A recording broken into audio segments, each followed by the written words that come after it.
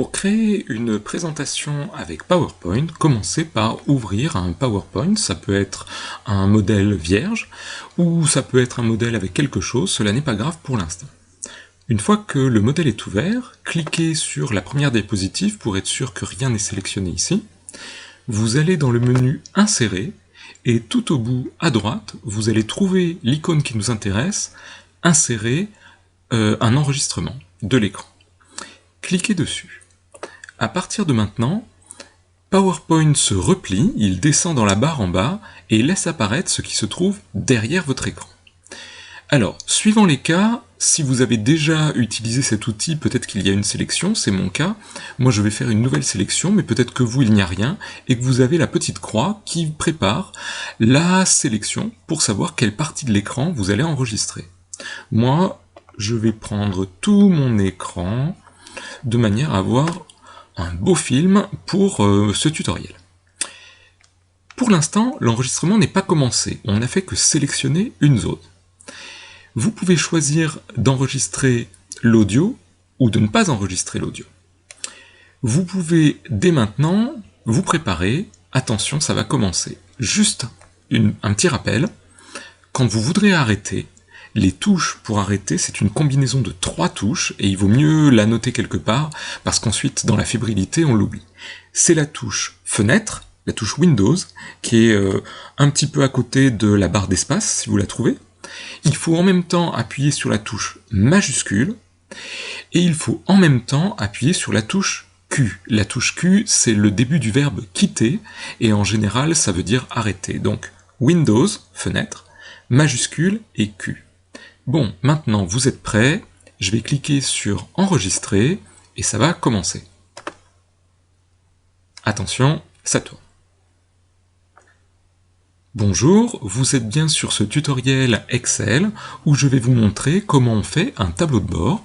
Il suffit par exemple d'avoir quelques segments ici pour voir comment cela fonctionne. Il faut évidemment cliquer sur les différents boutons. Vous pouvez jouer avec ici la chronologie qui va choisir un certain nombre d'années, et vous pouvez même faire des sélections multiples, par exemple le Bordelais, plus la Charente, plus le Sud-Ouest, et vous voyez le niveau des ventes et la CSP des gens.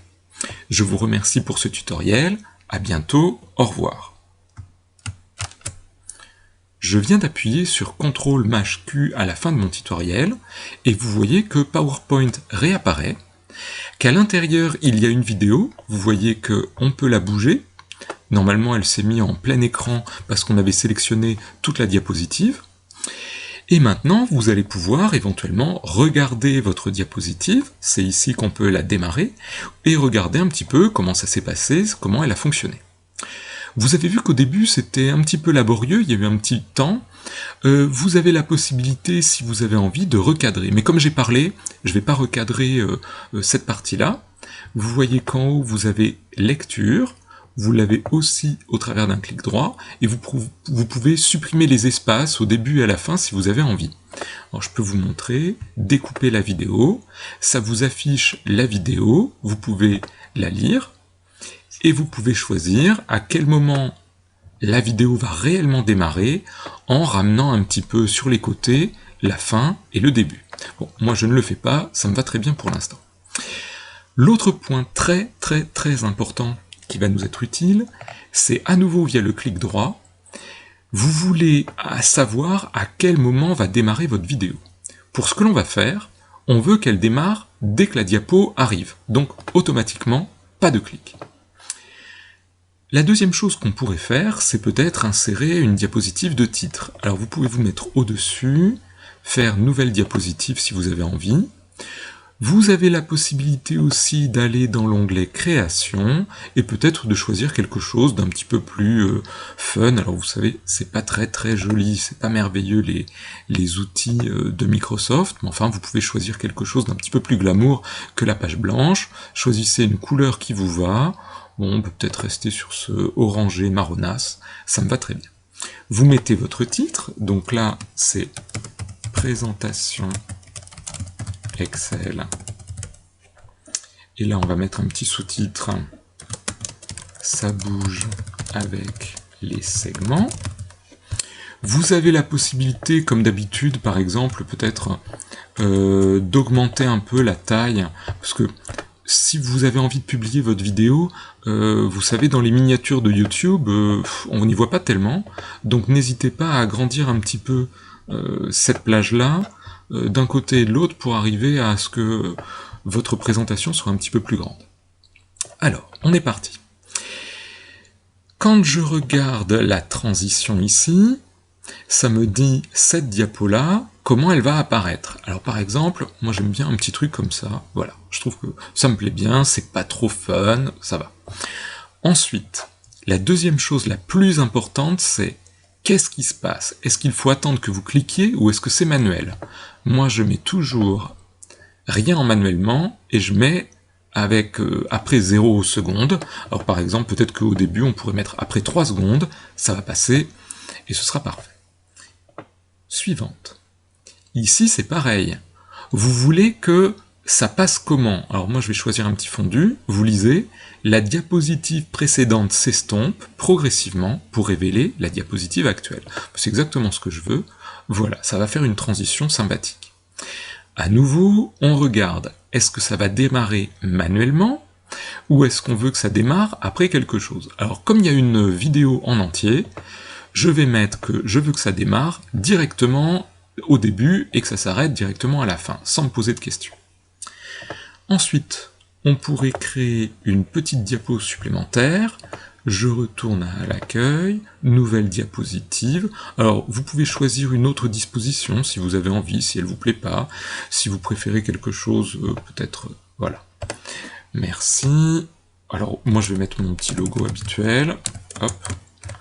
Si j'y arrive, en parlant de bureautique, et en dessous mon petit sous-titre habituel, formez-vous, point d'exclamation. Voilà, n'oubliez pas, on refait dans l'ordre, quelle transition pour venir là, par exemple ça pourrait être quelque chose comme ça, ça va être très très laid mais c'est pas grave, c'est juste pour vous montrer, et ensuite on veut que ça s'arrête après combien de temps? On ne veut pas de manuel, peut-être après 2 secondes pour que les gens voient les choses. Alors, ce que je vais vous montrer maintenant, c'est les petites animations. J'ai envie que le « en parlant de bureautique » il soit animé, donc je le sélectionne. Attention, je ne suis pas dans le texte, j'ai choisi, en cliquant sur le bord, cet élément-là. Je vais dans « Animation ». Ici, il y a 3 sortes d'animations. Pour apparaître, pour être mis en emphase, c'est-à-dire pour être agrandi, pour attirer l'attention, et pour disparaître. Alors, par exemple, j'aimerais que le « en parlant de bureautique », moi je vais choisir dans les autres effets d'apparition, il y ait quelque chose qui soit un petit peu plus fun. Je voudrais que ce soit quoi d'ailleurs? Allez, un petit générique de fin. Alors, on va regarder à quoi ça ressemble. Qu'est-ce qui se passe si je fais un petit aperçu? Il se passe pas grand-chose pour l'instant, c'est pas très glorieux. Alors, on va aller regarder maintenant les paramètres. Quand je choisis quelque chose, par exemple ici, générique, j'ai toujours des options d'effets. Donc là, par exemple, ce sera comme un seul objet. Ensuite, on a d'autres éléments, on a un volet d'animation, et dans ce volet d'animation, vous allez pouvoir aller dans les options un petit peu plus minutieuses. Alors on va voir ce que ça va donner. Donc ici, moi je vais choisir générique. Qu'est-ce que j'ai choisi comme minutage? Ça démarre dès le début, c'est plutôt, on va prendre quelque chose de très lent, on va mettre avec la précédente, je vous rappelle, hein, jamais au clic, toujours avec la précédente si on peut, et on va voir ce que ça va donner.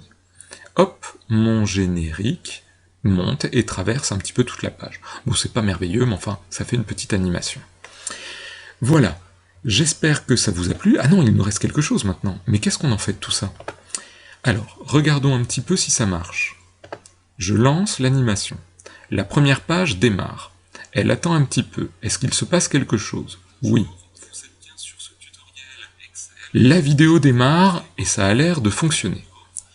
Très bien. Je fais échappe pour sortir de là parce que j'aimerais bien finir mon tutoriel. Ça me fait revenir à ma présentation. Maintenant, je voudrais que tout ça, la première diapo, avec le petit rideau, la vidéo et la dernière diapo, forment une seule vidéo. Pour faire ça, je clique sur la première pour me mettre au début, je vais dans Fichier, je vais dans Exporter, et dans Exporter, qu'est-ce que j'ai? J'ai la possibilité de créer une vidéo. Il me demande quelle est la qualité de cette vidéo, moi j'ai pris le meilleur. Il me demande est-ce qu'on utilise le minutage et les narrations enregistrées? Oui, parce que sinon il resterait 5 secondes sur chaque diapo et c'est pas du tout ce que je veux. On peut faire maintenant créer la vidéo, c'est-à-dire qu'elle va se mettre à l'endroit où j'ai envie de l'enregistrer, et ce sera en MP4. Voilà, j'espère que ça vous a plu, cette fois c'est la fin. Bonne continuation, à bientôt, au revoir.